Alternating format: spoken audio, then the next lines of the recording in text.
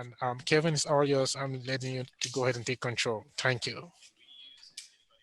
All right, thank you. Hopefully you can see my screen. Yeah. Oh, yes, I can see that, Kevin. Thank you. All right, cool. So I'm live. I'm good to go. Yeah, you're good to go, sir. I can see. Awesome, awesome. Okay, cool. So welcome and thank you, everyone. Again, my name is Kevin Stewart. Here, let me turn off the email so we don't have that being the whole time. My name is Kevin Stewart, and I am a senior security solution architect with F5. I've been with F5 for about 11 years, working in access and identity and in cryptography solutions, specializing the last four or 5 years in SSL visibility strategies, which I'll talk to in a little bit more detail. Prior to that, I worked almost exclusively for the Department of Defense, also doing access and identity and a lot of cryptography. So was a big player in some of the initial introduction and rollout of smart card authentication shortly after 9/11. So I worked on those teams to help build in cryptography and cryptographic identification and authentication to the Department of Defense, and then brought a lot of that strategy over to F5. And as you'll see here in the presentation, a lot of that sort of bleeds into what we do here today, with regard to encryption and in defense of defending against malware. So just sort of level set here, what we're going to talk about. It's not a lot of content, but really what I want to sort of set the stage is we're going to talk about what encryption is, like what and why do we care about encryption? I mean, obviously we all know what HTTPS is, we all know what TLS is, but really, why do we care so much about HTTPS and TLS and the version of TLS and what sort of impact that has had on our lives over the last, say, 5 or so years? And then, extending upon that, you know, what challenges come from, the advent of more TLS and more HTTPS? Now, obviously, we're talking about malware, and so we're really talking about what is the impact of encryption on defending against malware. And then, as we get past that, we're going to start talking really about the product suite and the strategies. What you do to defend against malware in an encrypted environment. So, before I get further into the slides, I'll sort of set the stage, a little bit of history. A lot of most of you, I assume, have been in the industry for a while, and you remember back 2013, 2014, the Edward Snowden timeframe. And it seems like a lifetime ago, but in reality, that event was the kernel that laid the foundation for much of the security practices that we have today. I remember reading, security magazines prior to 2013, and there was always this big complaint that that the C-level organizations didn't really care about security, or they didn't put as much emphasis or money into security, and there was always that gap. Edward Snowden came along and made us realize as the world that we are vulnerable from a privacy perspective from our own governments, right? And the things that we thought we trusted, like the big, the big companies like Google and Microsoft and Yahoo and the like. And so from those events sprung forth a whole cascade of things that happened, right? It's GRC and TLS 1.3 and HSTS and all these things came along, but also a lot of the exploits like Poodle and Time and Crime and Heartbleed. All these things really kind of came after those events, right? And it snowballed into where we are today, where almost everything is encrypted. And so that's really where I'm going to get to today is, I'm going to make the blanket statement that encryption is the new normal. I think we can all pretty much agree with that. But I'm going to lay down some statistics, to kind of give you an idea of what I really mean by encryption is the new normal. So all these stats come from our own internal F5 labs reports. So I'll reference those data points as I go along. But so this one basically says that for all HTTP, HTTPS traffic out there, period, all of it, 89%, 90% of that is over HTTPS, which means that less than 10% of all the traffic on the internet, the web traffic on the internet, it's still using HTTP://. Or if it does, it's a simple redirect to HTTPS. You can still type in www.google.com, but all that's going to really do is just redirect you to HTTPS www.google.com. And so you're really still using encryption. And so that 10% really is just, if you think about it, probably a large fraction of that is just the redirect traffic to HTTPS. So even more really realistically is using HTTPS and TLS than what we're really reporting. So that's a pretty huge number if you think back in 2014, where that number was around 25%. Now, another interesting thing, if you're not really familiar with the technology, the TLS technologies themselves, I'll sort of expand on this as I go, because it's important to understand that there was a breed of security products, that existed in that time frame for SSL visibility in what we call the non-perfect forward secret world. These were security products that could sit on a span, a tap, right, and sort of slurp up all that decrypted traffic out of band, and our encrypted traffic out of band, and then de-encrypt it or decrypt it at will, out of band. So again, because of the advent of all the things that we've done, that mechanism that allowed us to do asymmetric or out of band encryption or decryption via the RSA TLS handshake protocol has pretty much lost favor and is almost completely gone, right? In fact, 90% of all the TLS traffic that we see on the internet today uses Diffie-Hellman for its handshake, which means it's a perfect forward secret or a forward secret encryption that doesn't allow you to do passive decryption, right? So that's really important. So if you're going to do any sort of decryption in between a client and a server to do inspection, for example, you have to be in line. You can't sit on a span tap. You can't collect that traffic, and you can't do it asynchronously or out of bound. You have to be in line.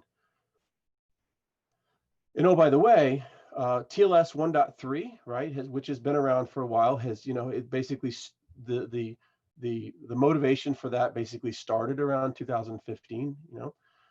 Has started to slowly increase in prevalence. Today or 2020. Roughly 32% of all of the top Alexa 1 million sites now accept TLS 1.3. Doesn't mean they're using it, but they at least accept 1.3. And oh, by the way, TLS 1.3 mandates PFS ciphers. So as we move forward, right, and see that number increase dramatically over the next few years, all of that RSA traffic, that whatever's left of it, will simply go away by virtue of the fact that the protocols no longer support it. Right. And then finally, there's, like I said in the very beginning, there's just this onslaught of things that happened in this cascading way. It started with the vulnerabilities. It started with the recognition of our own vulnerability to privacy issues from our own governments and from our email and web providers, our browser providers. And as a reaction to that, you saw more focus on data privacy.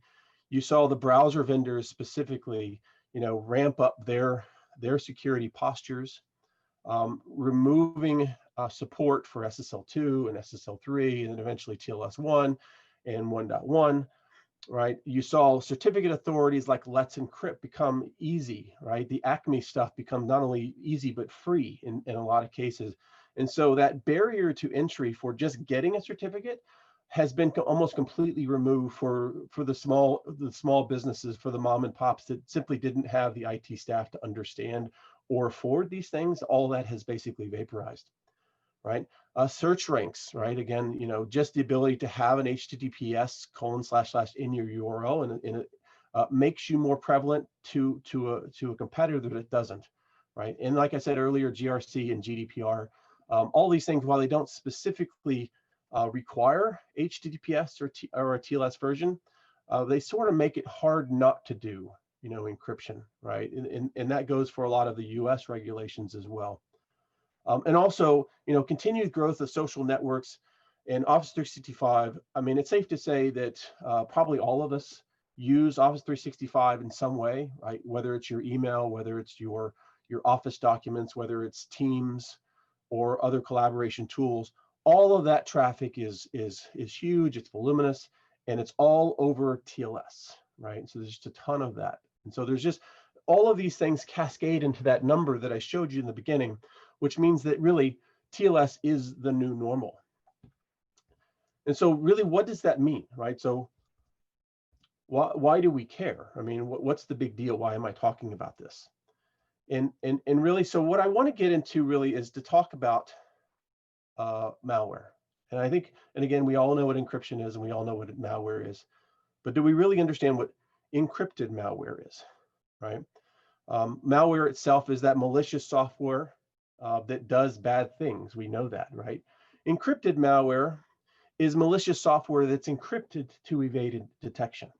So we know how malware makes its way through firewalls, right? We know how malware gets from point to point. It's embedded in Office documents. It's embedded in Java, in JavaScript. It's embedded in PHP and in all sorts of different ways that it can hide itself inside of application layer logic. Documents that look fine. They look like Word documents and PowerPoint files, or they look like JavaScript or Java files, but inside of those things are little kernels of maliciousness that once they get into the environment, once they hit the server, once they hit the client, they embed themselves and they start to do nefarious things, right? For the most part, it's command and control, right? They sit there dormantly, polling every once in a while, waiting for a command to do something, to act a bot, right? Or worse, and as we've seen many, many times over the last few years, they start looking around and looking for things to exfiltrate, things that are interesting, and start pumping that data, credit card numbers, personnel file information, social security numbers, whatever, and they start pumping that stuff out of your environment. How do they do that? How do they do that without getting detected? Simply by encryption, right?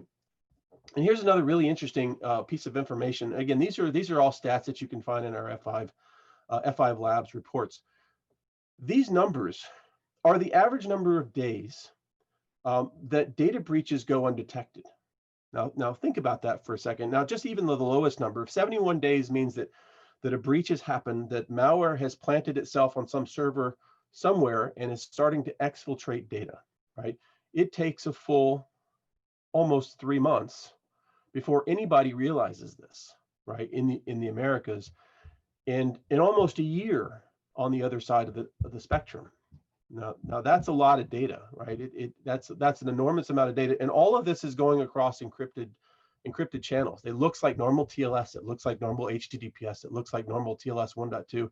It's going out and doing what it does because it's 443, or it's something innocuous. It looks normal, and you're not looking at it because it's TLS, right? And really, so the underlying really interesting thing about this number that it really doesn't speak to is that 71 days is not how long it takes on average for you, the business owner, to realize that, hey, something's not right, right? It's the amount of time it takes for the U.S. Secret Service or some three-letter agency to come knocking on your door and say, hey, you might want to know that your personnel records have shown up on the dark web, right? That's what that number really represents, right? Somebody else telling you that your information is somewhere that it shouldn't be. If that doesn't scare you, I don't know what would, right? Also keep in mind that phishing, right? Phishing is not just about personnel or people being fooled by a caller, an impersonator, but also just like phishing websites. It's some site that looks like bankofamerica.com that a malicious entity is tricking you into clicking on, right? Clicking on, hey, it looks like Bank of America. Let me type in my credentials, and bada bing. Now the attacker has your Bank of America credentials and can transfer money to wherever, right? And so 93% of all phishing websites, and it stands to reason, right? Because why would I go to http://www.bankofamerica.com? Why would I do that? But 93% of all those phishing websites use encryption. That seems obvious, but I think probably a lot of us, and maybe I'm still guilty of it too, we don't necessarily look at the http:/ or http:/ or HBS, right? A lot of us probably don't recognize this. I would imagine that most people, and probably almost all people outside of the IT industry and outside of the IT security industry don't know what that means or don't care. They type in www.google.com or whatever and don't really know what that lock is, or don't really understand that they're getting redirected to an HTTPS site. So if it's there, if the lock's there, if the lock's not there, they don't know, they don't care, they don't understand, right? And so so that's a pretty big number. So think about that in terms of the impact on malware to your security stack. Now we all live in a world where we have security tools, right? We have IPSs and DLPs and next-gen firewalls and secure web gateways. We all these sorts of tools, and they've been there forever. They've been there since before Edward Snowden. They'll continue to live on long after we all retire, and they have specific functions, right? They're there to to catch malware, to catch viruses, to catch phishing attacks. They have specific functions that they do. There's a little bit of overlap between them, certainly, but all of them have specific goals, and they're not going away because of encryption. They're only getting better. These vendors in the industry, the Palos and the FireEyes and the Ciscos of the world, they're all doing their best to keep up with the malware, to keep up with the vulnerabilities. And so these stacks, they live in your environment, right? You've got an IPS, you've got a DLP, you've got a web gateway, you've certainly got a firewall, maybe a next-gen firewall for outbound traffic. And those are intended to capture malware. And so they do a really good job for the 20 or 10% of the traffic that goes through unencrypted. But for the stuff that is encrypted, what do they do? In some cases, and this is sort of scary to think that it actually still happens, but in some cases, we just don't decrypt, right? We don't have the capacity. We don't have the hardware. We don't have the scale to decrypt, because decryption takes a lot of effort, takes a lot of CPU, drains our resources, and so we just don't decrypt. And so that's how, as I mentioned, that the malicious payload sneaks right through the door. It's 443, it's HTTPS, it's TLS 1.2. Who cares? It looks normal. And so exfiltration and command and control and malicious payloads just walk right through the front door, unhindered, right? So that's really, that's where some people still sit, right? And then if you know better than that, right, you're going to decrypt. Obviously, you're going to decrypt because you know that it's unrealistic to trust Microsoft's security model for Office 365 for all of your corporate assets. It's unrealistic to trust antivirus software or malware software on the client's workstation, right, to protect against your company assets. It's unrealistic to do that, and so you decrypt, right? You put a web gateway there. You have software there or systems there to do decryption between the users and the internet, or the users and the internal applications. So we do that, but we still have that monolithic daisy chain security stack. That didn't go away, right? That same stack that I talked about before is still there. It's a web gateway, it's a DLP, it's an IPS, it's malware, it's next-gen firewall, and they're all sitting one right next to each other in some fashion, right? And so in order for the web gateway to see decrypted traffic, it has to decrypt and inspect and then re-encrypt, and then the next device decrypt, inspect, re-encrypt, and along the way. And you can obviously see what happens when you do that, right? The obvious thing is, oh my God, there's a lot of latency because I'm decrypting and re-encrypting 4 times or 5 times, right? There's also an incredible amount of brittleness to this, right?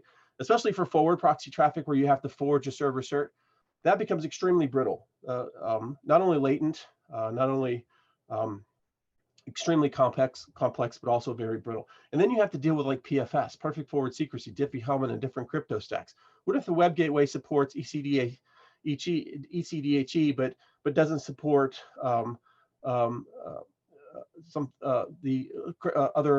other curves, right? And so what if the client and server are trying to do 25.519 and the web gateway doesn't support it, or the anti-malware doesn't support it? Then all of a sudden you've got to worry about the encryption stacks that each of these different vendors support. And so there's a lot of increased cost, right, to maintaining these things. But it goes beyond that. It's also the scale, right? The daisy chain model of the security stack never really scaled well, right? If you think about it, because if I needed to scale the web gateway and the DLPs and the IPSs and the next gen firewall, normally what I would have to do is if I had to double my throughput, I would have to double the size of the security devices, or I would have to put load balancers in front of each one along the way. And so, but that became a problem in and of itself. Or somebody might convince you to say, hey, you know what? We've got a tool that can do all of that stuff, and we'll call that the monolith security stack, where you've got a product that'll get rid of the complexity of multiple decryption and re-encryption points, but then they'll put the gateway and the IPS and the next-gen firewall, and they'll put all of those things on one box or services running on one device. And so that's great. You get rid of the multiple points of failure, and you deal with PFS, and you deal with the multiple points of decryption and inspection, but you really didn't solve all of the problems, right? There's still performance impacts. You still have to decrypt. You still have to worry about all the different services, right? So there's still a cost of ownership of running this. And if you have to scale this device, then that becomes a challenge in of itself, right? And so I think it's safe to say, and this is sort of generally speaking, that as encrypted traffic increases, and obviously if you don't do anything, your visibility decreases, right? 10% of what you see, what you get to inspect is, you get to see 10% of the traffic, right? Because that's the only thing left that's unencrypted. And most of that's just basic redirect traffic. Your security tools become less effective unless they're doing some sort of decryption. And if they are, right, they have a heavy load, right? Encryption is hard. RSA 2K keys, 3K keys, 4K keys, that's hard, right? Especially if you're doing a lot of that stuff in software. Obviously, your complexity increases because now you're doing decryption and re-encryption in multiple places with multiple points of presence, you know, and multiple vendors trying to support lots of cryptography. And of course, the cost of your security increases because as you turn on encryption and decryption on a lot of these products, their performance goes down. And so if you need to maintain a certain amount of throughput, you have to scale those devices up as well. So ultimately, your entire security stack gets a lot more robust because you have to handle the additional load. So that was the idea of, you know, so we understand why we're talking about encryption, right? And we understand why we're talking about encryption with respect to malware. The fact that malware does in fact hide inside of encrypted channels and becomes extremely hard to find and prevent because of the nature of our security stack, right? And so what I want to talk to you about now is a paradigm shift. And this is something that I'll actually show you in the demo afterwards in the next part.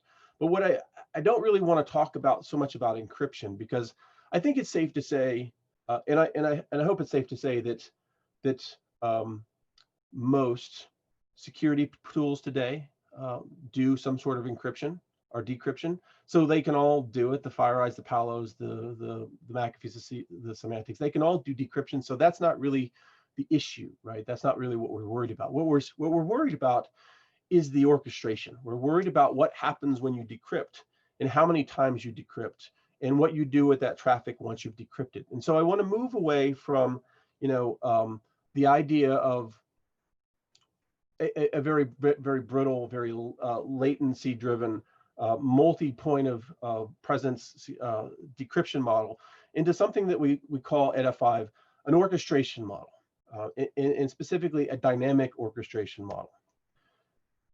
And so again, I'll talk more about the SSO orchestrator product in the demo that follows.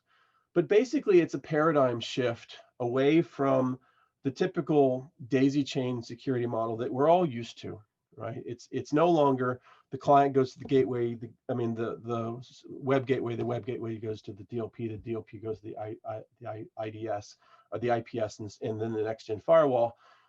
All of that sort of vaporizes into a single point of presence on the network. The traffic flows through an SSL visibility device.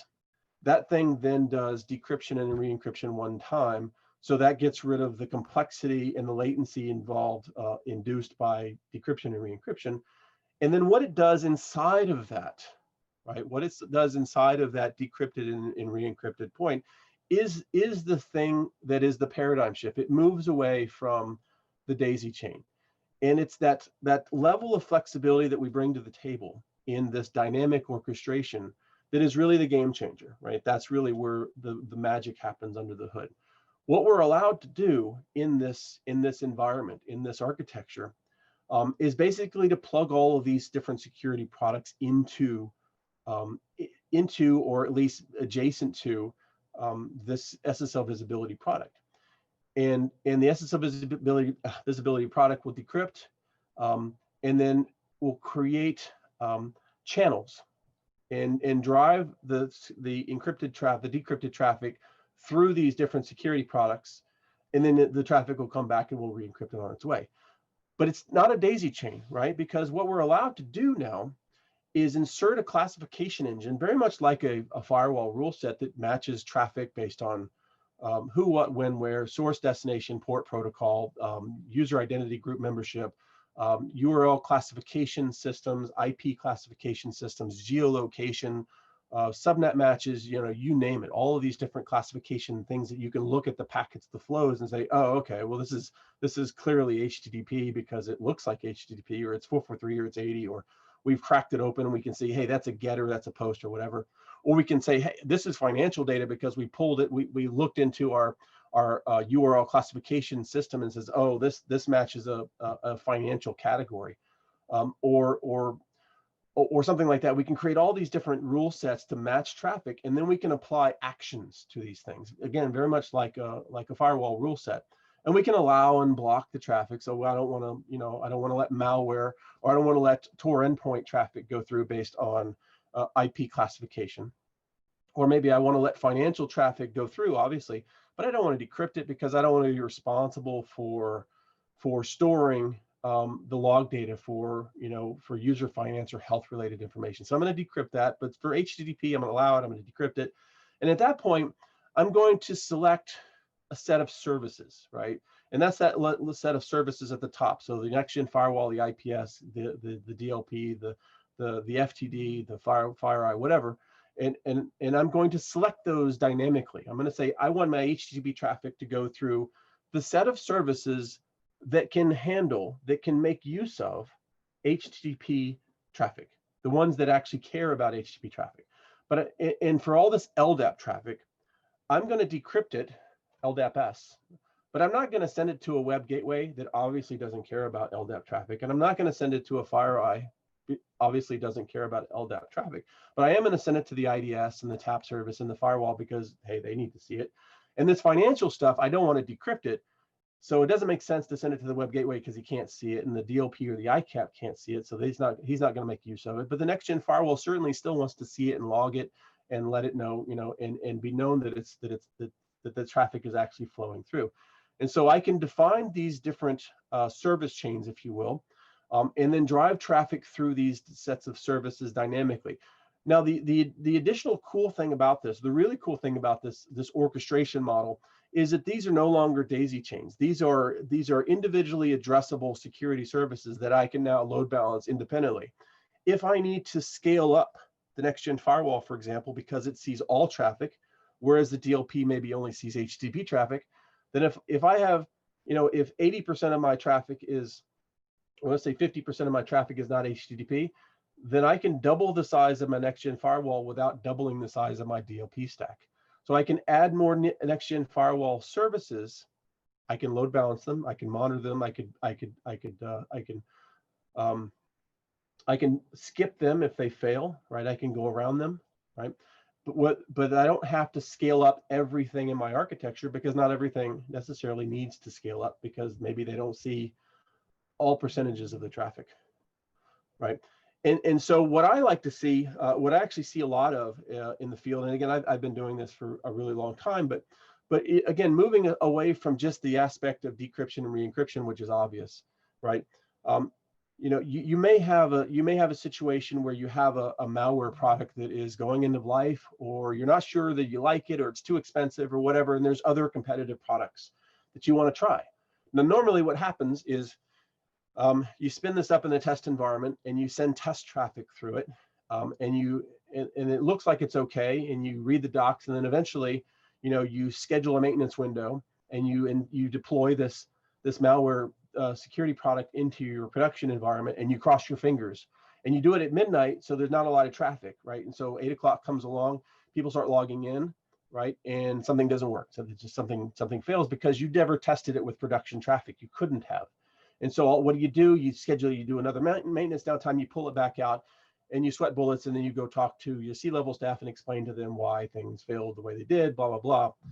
All of that goes away in this model, because now all I have to do is deploy this malware product as a service inside the SSL visibility product, just define it, right? And then I create a security rule that basically says, for some subset of traffic, my traffic based on my IP, the IP address is the subnet on the floor that I'm working on right now, so not the entire building or whatever. I've seen companies that do different subnets per floors or different whatever, or by different URL categories. I can segment out that traffic, and I say, I want this to be my test traffic, and I want to allow it, I want to decrypt it, I want to send it through a security stack service chain that includes this new product that I'm evaluating. So the C-level org, the finance, the marketing teams, they don't have to worry about this, but you and the IT team are actually pushing production traffic in a limited segmented way through this new security tool to vet it against that. And if it works and it seems like it needs to do what it needs to do, then you simply promote this into the production service chains, and there are literally no outages. You don't have to schedule any maintenance windows. And I think, right, and again, beyond just the SSL aspects, which are again obvious, that this orchestration piece is really the game-changing thing that I see a lot of customers utilizing, in this space. And it really is, it does make the introduction and the management, the scaling, the load balancing, the monitoring of services so much simpler than that traditional daisy chain model that I think that we're all used to. And then that catalog that we create, that allows you to just basically, I've got a Gigamon, I've got a Checkpoint, I've got a Palo. I don't have to go in and create something from nothing. We've already kind of done a lot of that work for you. Now, granted, we don't have everything in here. There's no way to do that. But that service catalog is expanding. So as we learn more about the security tools that are out there, as new ones come online, we get together with these companies and say, hey, we want to make your product better, you want to make our product better. And so we build these integrations with these vendors to make their products work better in our solution, because they know, right? They know what situation they're in. They know that if they do their own decryption, that there's another set of tools that are doing their own, and they're adding to the brittleness of the environment. So it doesn't hurt for them to be inside of these orchestration tools like this. And so they work with us, we work with them to build these, to expand the service catalog to make introducing their products into that orchestration architecture much easier, much simpler, right? And then I didn't mention it earlier, but that orchestration, it works for outbound, right? So it's internal traffic going to the internet. It works for inbound. It's putting a service chain. It's putting security products in between your internet users and your internal applications. There's still a WAF there, there's still a firewall, but maybe I still want to put other security tools in that decrypted zone, right? That's otherwise hard to do unless you have that daisy chain model. And so we can just simply insert the SSL visibility product right there in the middle, and we could just siphon off that decrypted traffic, send it off to your security stack, and then send it on to the applications. It's centrally controlled, right? We also have centralized management through our Big IQ product to allow us to manage all of these SSL visibility devices, but we also have centralized control over the TLS connections, right? We can positively control the ciphers that the clients use, the ciphers that the servers use. We can scale up, we can limit the ciphers that either can use, and we do policy-based orchestration. So again, it's where you're coming from, where you're going, port protocol, user identity, authentication, all these different things, the attributes of the connection of the flow that we use to make a decision, an action decision, allow it, encrypt it or decrypt it, send it to a set of security services. And so that's an incredibly flexible orchestration piece. And then finally, I think it probably goes without saying, it's not just about dynamic security service chaining, which is what I talked about in intelligent context and policy flow. I talked about perfect forward secrecy, obviously, because we're an inline tool. We sit between the client and server. We manage the TLS for Diffie-Hellman, ephemeral, Diffie-Hellman, whatever. We have a robust cipher management. This is a big IP product. We've been doing TLS longer than anybody, right? So we understand crypto. We have the ability to do a dynamic bypass for sensitive traffic. So we can look and say, hey, this categorizes as financial. It's Chase or it's Bank of America, whatever.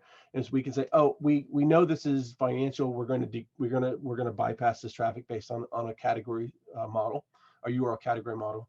And we can also protect those keys. Again, it's a big IP, so this is something that we've done forever. We can encrypt those. We can protect those with hardware security modules. We can exercise FIPS 140-2 level 2, level 1, level 2, level 3, and so we can do a lot of that really cool stuff. And again, it's software that runs on top of the big IP. And if you're familiar with big IP, it's the Swiss Army knife of networking, right? So you take all of that Swiss Army knife, all that flexibility, all that network programmability, that you're used to, that you love about the big IP product, and you can apply those same characteristics to this product, right? I can do things here in an SSL visibility infrastructure that I maybe couldn't do otherwise. I can impact traffic, decrypted traffic in specific ways through the security stack that I might not have been able to do in other ways. So that's really the bulk. I don't think I was almost pretty close, 45 minutes, but that's really the end of my presentation. I hope that you learned something about encrypted malware. Thank you.